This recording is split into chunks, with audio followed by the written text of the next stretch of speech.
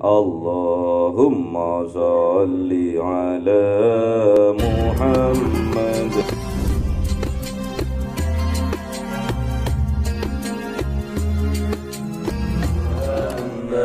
Ya Rabbi salli wa sallim sallallahu rabbuna ala nuril mubin Ahmad al-Mustafa sayyidil mursalin wa ala alihi wa sahbihi ajma'in walhamdulillahi rabbil kalamun qadimun la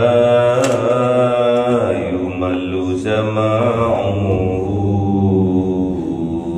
tanazzaha an qawli wa fi'li wa niyati bihi astaghfi min kulli da'i wa nuruhu dalilul qalbi 'inda jahli fa ya rabbi mati'ni bi sirri hurufihi wa nawwir bihi wa qalbi wa muqallati wa habli bihi fatha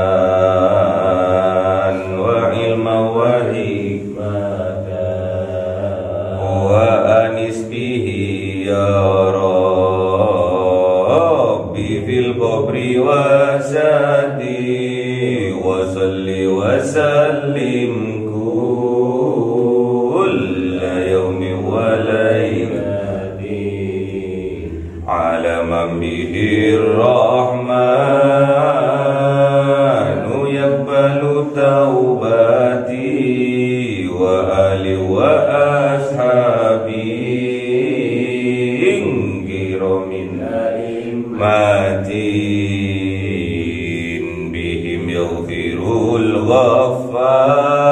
Ghafaru dhambi wa zallati. A'udzu billahi minasy syaithanir rajim. Bismillahirrahmanirrahim.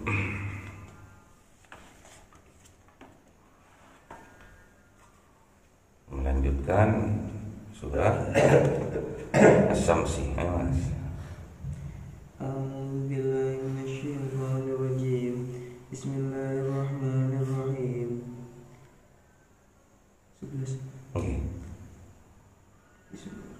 Kadzabat Samud bitagwaha idzin ba'atha ashqaha faqala lahum rasulullahi naqatallahi wa suqyaha. Sadaqallahul azim. Bismillahirrahmanirrahim.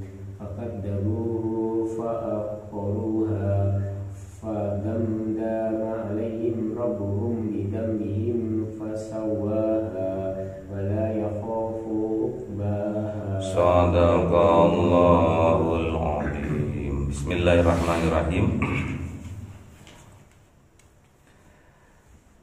Kadzabat Samud bitawwaha,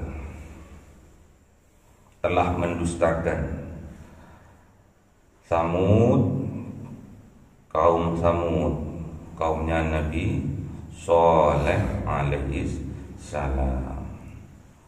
Bitawwaha, mereka mendustakan dengan sedusta-dustanya, dengan kebangetan, dengan togha, menyia-nyiakan, gak ngerekkan. Padahal ayat sebelumnya Allah berfirman, qad aflaha man zakkaha, sungguh-sungguh beruntung, sungguh-sungguh menang, man zakkaha, orang yang mensucikan jiwanya, orang yang mensucikan hatinya. Sungguh-sungguh aflah. Contohnya seperti apa aflah ini yang bisa mensucikan jiwanya? Adalah sholat. Makanya tatkala muadzin azan, tatkala memanggil orang-orang, hayya 'alas shalah, hayya 'alas shalah, terus disusul dengan hayya 'alal falah, itu maknanya menang atau beruntung. Hayya 'alal falah. Jadi kalau pingin beruntung, pingin menang, kita harus sholat. Sekarang bertepatan dengan peristiwa yang luar biasa, yaitu tatkala Kanjeng Nabi Yuna Muhammad di Isra Mi'rajkan oleh Allah dan mendapatkan oleh-oleh sholat. Sekarang ini pas tanggal 27 Rajab. Tanggal 27 Rajab ada sebuah peristiwa yang luar biasa, yaitu peristiwa Isra wal Mi'raj Kanjeng Nabi Muhammad. Apa oleh-olehnya? Sholat. Apa hubungannya tanggal 27 Rajab itu dengan sholat? Ada hubungannya. Apa hubungannya?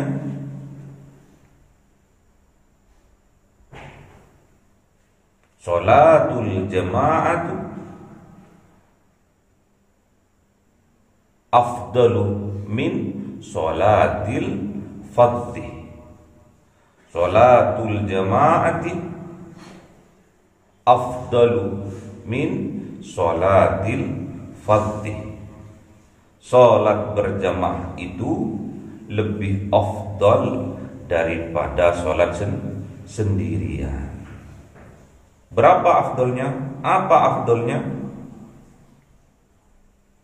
Bisab'in wa isrina darajah, yaitu 7 dan 20 darajat. Maksudnya apa? 27 darajat. Jadi Allah memberikan afdalnya, fadilahnya, karunianya kepada hambanya yang sholat berjamaah itu 27 derajat daripada sholat sendirian. Itu kaitannya antara 27 Rajab dengan 27 derajat. Apa? Sholat berjamaah. Harus diingat-ingat. Waqad khaba man dassaha, dan sungguh-sungguh khaba, sungguh-sungguh celaka, man dassaha, orang yang mengotorinya. Khaba itu menutupi. Jadi kalau orang punya potensi, kayak sampean ini masih muda, punya potensi yang luar biasa, aflah sudah. Aflah, harus beruntung kan. Sampean punya potensi apa? Sudah, teruskan saja. Sambil kita memperbanyak zikir kepada Allah. Sambungkan diri ini dengan Allah. Biar apa? Biar kita zakah. Terus bisa mensucikan jiwa kita. Memang kita ini dimaksudkan oleh Allah, diberi oleh Allah, diilhamkan oleh Allah dengan 2 sifat, yaitu fujuraha wa taqwaha. Disempurnakan kita oleh Allah. Wa nafsiu wa ma sawwaha. Demi jiwa, yang jiwa itu disempurnakan. Kita mempunyai jiwa yang sempurna karena jiwa kita oleh Allah diilhami dengan 2 sifat, yaitu fujur dan taqwa, durhaka dan ketakwaan kepada Allah. Tak kala sampai punya potensi yang luar biasa, masih muda, teruskan, jangan dicegah, diteruskan, didorong. Kalau baik sampai dorong, minta kekuatan pada Allah untuk bisa istiqomah dan bisa meningkatkan. Namun waqad khaba man dassa. Kalau sampean punya potensi, jangan ditutup-tutupi, rugi nanti sampean. Namun ingat, harus terus sambungkan diri ini dengan Allah dengan cara berzikir. Berzikir terus Allah di dalam hati, biar kita tetap dibersihkan oleh Allah, disucikan jiwa kita oleh Allah. Jadi tak kala kita ada fujur, ada kerentek dari kemaksiatan, dipenging oleh Allah dengan takwa. Kadzabat Samud bitawah. Kadzabat mendustakan kaum Samud, kaum Kanjeng Nabi Yunus Shalih alaihi salam bitawah, dengan sedusta-dustanya, dengan menyia-nyiakannya. Irim ba'asa asqaha. Kemudian seketika itu ada yang ba'asa, ada yang bangkit. Asqaha, orang terjelek, orang terburuk perangainya di antara mereka. Orang yang pendusta itu, ada satu orang yang bangkit yang perangainya terjelek, terburuk di antara mereka. Jadi ini ada cerita sebetulnya. Kaum Samud itu diberi karunia fadilah luar biasa oleh Allah. Jadi pandai memahat, pandai mengukir. Semua gunung-gunung diukir, bukit-bukit diukir, dijadikan rumah. Terus pertaniannya luar biasa, perekonomiannya luar biasa, berkembang, tumbuh dan berkembang. Namun mereka mendustakan ayat-ayatnya Allah. Saking sugihnya, saking makmurnya sebuah komunitas, semua daerah, akhirnya tatkala Kanjeng Nabi Yunus Shalih datang menyampaikan tentang tauhid, mengajak kepada tauhid kepada kaum Samud itu, mereka tidak mau. Iso apa gue ngajak aku untuk bertauhid? Iso apa kelebihanmu? Ditanya kelebihannya. Kalau sekarang itu karomahmu apa? Kesaktianmu apa? Ngajak aku. Kalau kamu betul-betul nabi, kalau kamu betul-betul rasul, jali. Apa sih mukjizatmu? Gitu. Kalau sekarang, apa sih kesaktianmu? Kalau kamu betul-betul kiai, kalau kamu betul-betul ustaz, apa sih kelebihanmu? Punya ilmu apa kamu itu? Anti bacok, anti cukur. Kalau saya minta anti miskinnya, enak anti miskin itu, nggak soro-soro kerja. Kalau ada anti bacok, anti cukur, anti tembak, saya milih anti miskinnya. Biar kaya dermawannya, kaya hati, kaya sejati itu namanya. Kaya harta dan kaya hati. Terus dibuktikan mukjizatnya oleh Kanjeng Nabi Yunus Shalih dengan mengangkat sebuah batu dari lautan, namanya batu karang, diangkat. Dan mukjizatnya Kanjeng Nabi Yunus Shalih adalah bisa mengeluarkan unta dari dalam batu karang itu. Akhirnya menjelma ontanya itu. Kesaktiannya Kanjeng Nabi Yunus Shalih, mukjizatnya Kanjeng Nabi Yunus Shalih, yaitu bisa mengeluarkan unta dari dalam batu karang. Tapi kadzabat, mereka tetap mendustakan sihir itu, tutup mukjizat sihir. Terus kebiasaan pada saat itu, ontanya itu, bukti mukjizatnya Kanjeng Nabi Yunus Shalih itu, Jadi di situ ada sebuah sumur yang satu hari diperuntukkan untuk meminum ontanya Kanjeng Nabi Yunus Soleh itu, dan satu hari berikutnya adalah untuk diminum oleh kaum Samud. Namun mereka mendustakan. Terus mereka itu wadul, kaum Samud itu kerucuk-kerucuknya itu wadul sama ketuanya.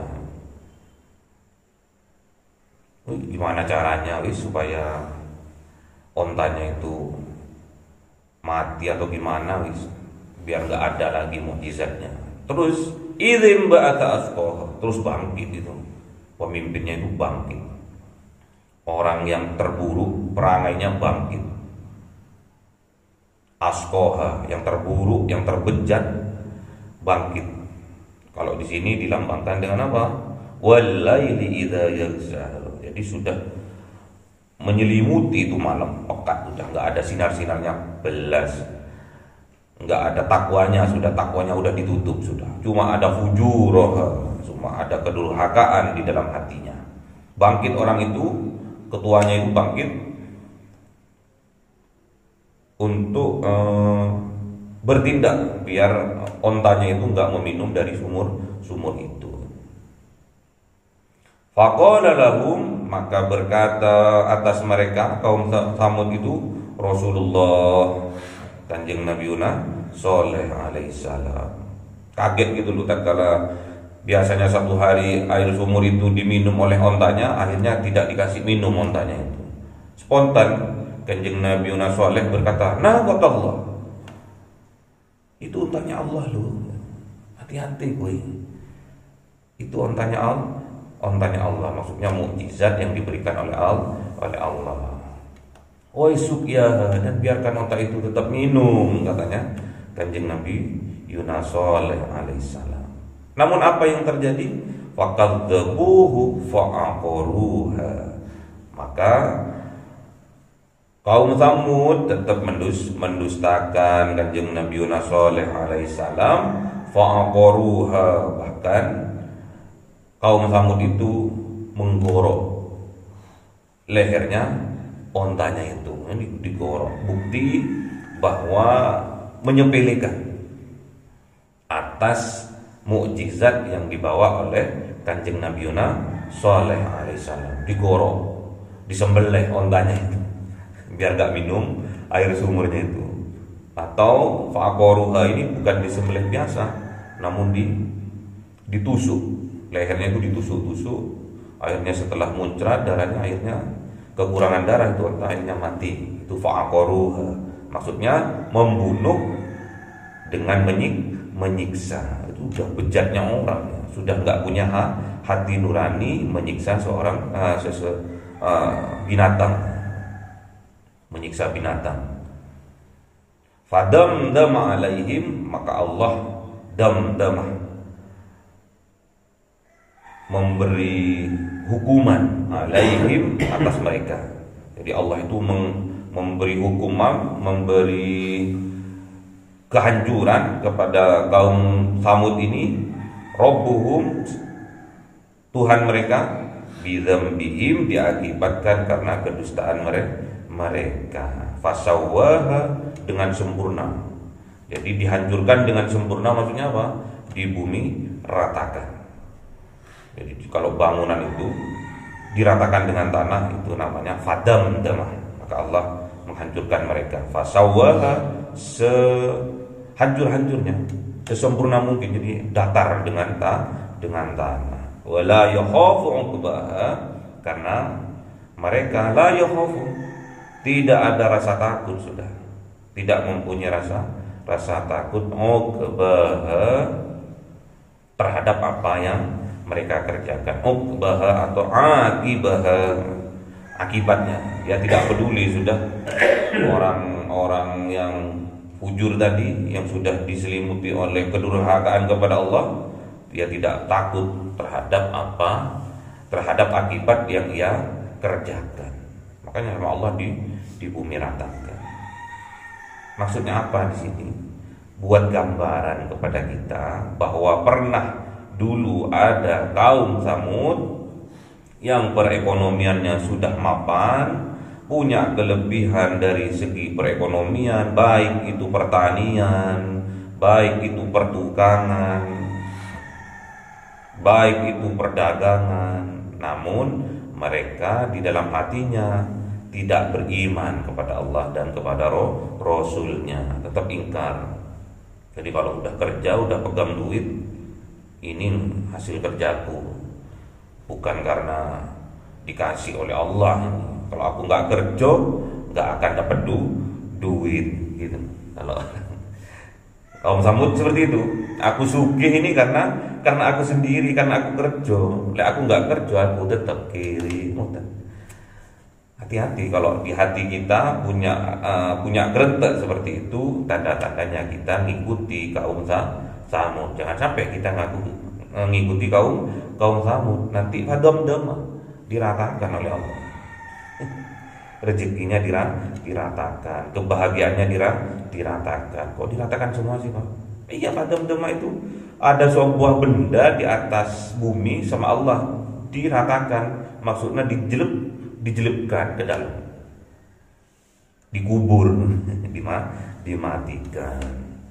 Hati-hati. Makanya kalau ada jiwa-jiwa kaum Samud di dalam jiwa kita harus zakah, harus membersihkannya, harus mensucikannya dengan sholat, khususnya sholat berjamaah. Makanya harus dipaksakannya. Kalau nggak terbiasa, dipaksakan dulu. Nanti bisa karena terbiasa, nggak masalah. Ingat, semua kebaikan itu adalah suara hati. Sedangkan di dalam jiwa kita itu ada Rasulullah yang mengajak kita ke arah kebaikan. Kan pernah disampaikan kemarin di surat apa itu? Hujurat. Wa'lamu anna fikum Rasulullah. Ingat, ketahuilah atau wajib tahu kalian itu bahwa di dalam jiwa kalian itu ada Rasulullah. Kalau ada Rasulullah, ikuti Rasulullah, biar kita dicintai oleh Allah. Qul in kuntum tuhibbunallah fattabi'uni yuhibbukumullah. Katakan ya Muhammad pada umatmu itu, ikutilah aku. Kalau bisa mengikuti aku, kalau sanggup mengikuti aku, yuhibbukumullah, maka Allah akan mencintainya, akan mencintai mereka yang mengikuti kanjeng Nabi Muhammad. Kalau sudah dicintai oleh Allah, wa yaghfir lakum dzunubakum, maka Allah akan mengampuni semua dosa-dosanya. Wallahu ghafurur rahim. Sesungguhnya Allah itu Maha Pengampun lagi Maha Penyayang. Ingat-ingat, kalau kita sudah mendengar suaranya Rasulullah yang ada di dalam jiwa kita, kita akan selamat, kita akan aflah. Qad aflaha man zakkaha.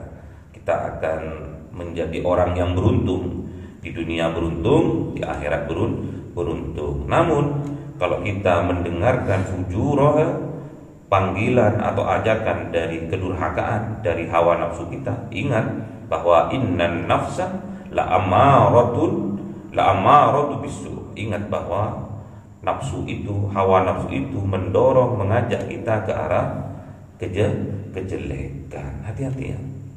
Kalau sampai nuruti itu, lau yuti'ukum fi katsirin minal amri la'anittum, kata Allah.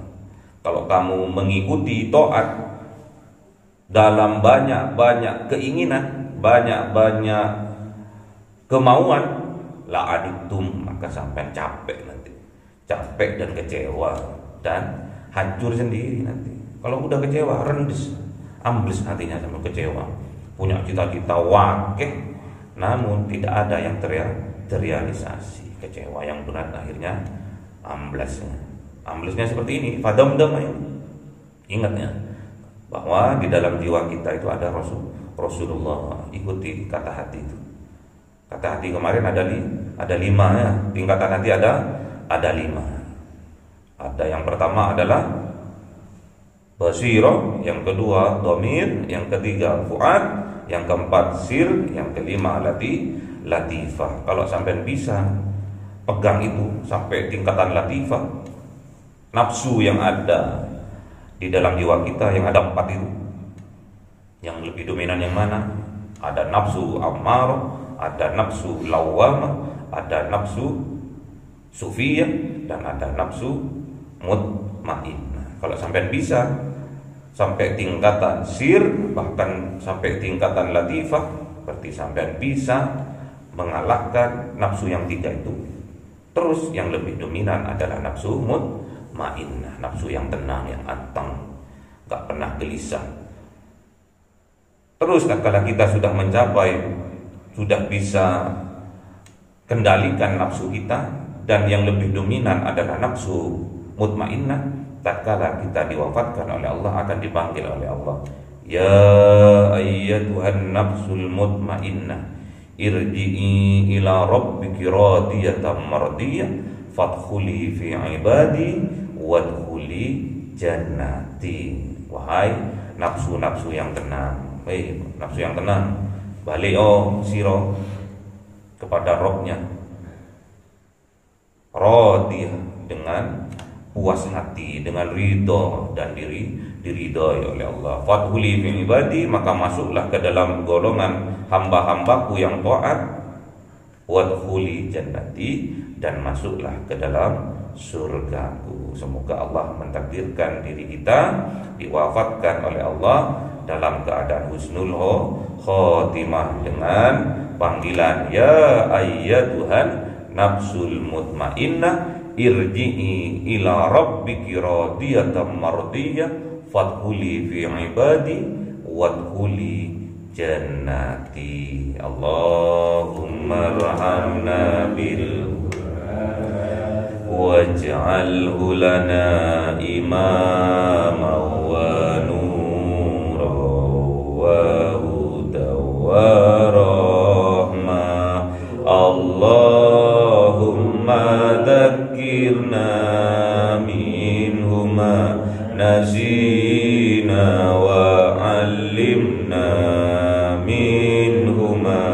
jahilna warzuqna tilawatahu ana al-laili wa atrafan nahar, waj'alhu lana hujjatai ya rabbal alamin.